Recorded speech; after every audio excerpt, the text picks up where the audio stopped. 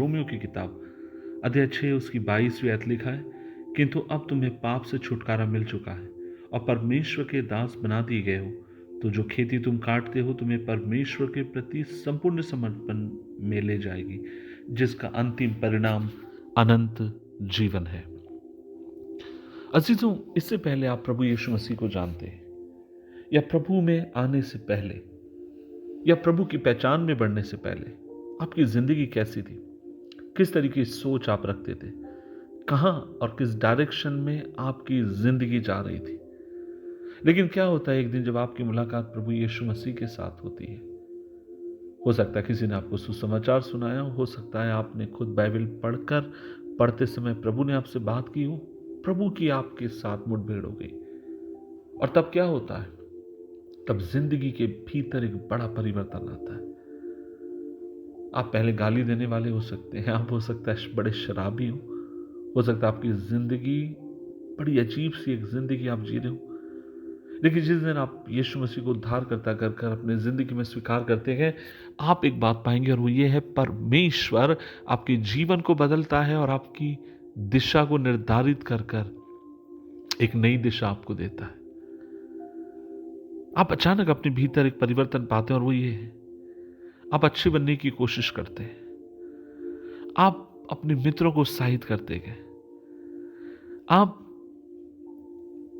अपनी जिंदगी को सुधारने की कोशिश करते हैं। और कई बार लोग आपसे कहेंगे, या आपको देखकर लोग कहेंगे, इसमें क्या परिवर्तन आ गया?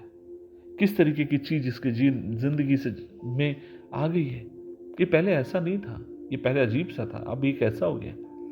अब मैं आपसे कहना चाहता हूं, ये परिवर्तन हम सबकी जिंदगी में आना बहुत जरूरी है, क्योंकि इस परिवर्तन के द्वारा ही हम इस बात को बता सकते हैं, मेरी पुरानी जिंदगी कैसी थी और अब कैसी है। मुझे अगर किसी ने बदला है तो मात्र परमेश्वर के पुत्र ने मुझे बदला, जिसका नाम प्रभु यीशु मसीह है।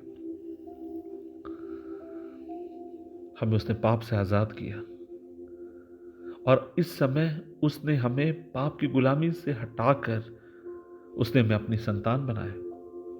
सो हमारी ये कर्तव्य है, जब अपने प्रभु की संतान है तो उसकी सी चाल चलें, उसकी सी जिंदगी जिए, और उसकी समान हम बनते चले जाएं। आज मैं आपसे कहना चाहता हूं, मैं परमेश्वर से कृपा मांगने की जरूरत है। हो सकता है आपकी जिंदगी में ऐसे बहुत सारे एरिया जहां पर आप स्ट्रगल कर रहे हैं, जहां पर आप बहुत जद्दोजहद कर रहे हैं एक बड़े परिवर्तन को लाने के लिए, और आप कह रहे हैं कि पास्टर मेरे से नहीं हो पा रहा है, मुझे लग रहा है मैं असफलता से असफलता की तरफ जा रहा हूं। नहीं मेरे भाई, नहीं मेरी बहन, तू एक और बार अपनी जिंदगी को यदि परमेश्वर के हाथ में समर्पित करेगा, परमेश्वर तेरी जिंदगी को बदलने के लिए विश्वास योग्य है। आइए अपने आप को उसके हाथ में सौंपे, उससे कृपा मांगे, बल मांगे, ताकि वो हमें अपने बल से भरने पाए।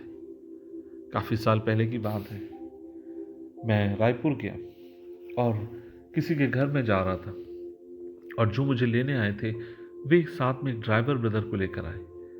और जब उनके साथ में गाड़ी में यात्रा कर रहा था, तब वहां पर एक भाई से मेरी मुलाकात हुई, और जो ड्राइवर थे मेन, और तब उन्होंने मुझसे कहा कि सर मैं आपके संदेशों को सुनता हूं। मैंने कहा बहुत धन्यवाद। और तब वो कहने लगे, सर एक समय ऐसा था मेरी जिंदगी में कि मैं रायपुर का एक जाना माना गुंडा था, मेरी जिंदगी बहुत खराब थी, और इसी के चलते मुझे एक दिन पुलिस पकड़ लेती है, अरेस्ट हो जाता हूं। जेल के भीतर जब मैं सजा काट रहा था, उसी समय प्रभु यीशु मसीह के साथ मेरी मुलाकात हुई। किसी ने मुझे उद्धार का सुसमाचार सुनाया, किसी ने मुझे प्रभु के प्यार का सुसमाचार सुनाया।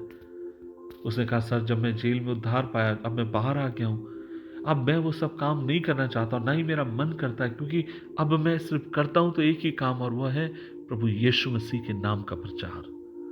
कौन है जिंदगी को बदलने वाला? प्रभु यीशु मसीह, प्रभु यीशु मसीह। आइए प्रार्थना करें। प्रभु जी, धन्यवाद इस दिन के लिए। आज हम मिलकर तेरी हुजूरी में आते हैं और प्रार्थना करते हैं, प्रभु जी तू अपने बल से हमें भर, अपनी ताकत से हमें भर, अपनी शक्ति से हमें भर, ताकि प्रभु हम तेरे समान होते जाए। मदद कर पिता, हमें कृपा दे कि हमारी जिंदगी के द्वारा सिर्फ और सिर्फ तुझे प्रसन्न करें, तेरे पीछे चलें। यीशु मसीह के नाम में आमीन, आमीन।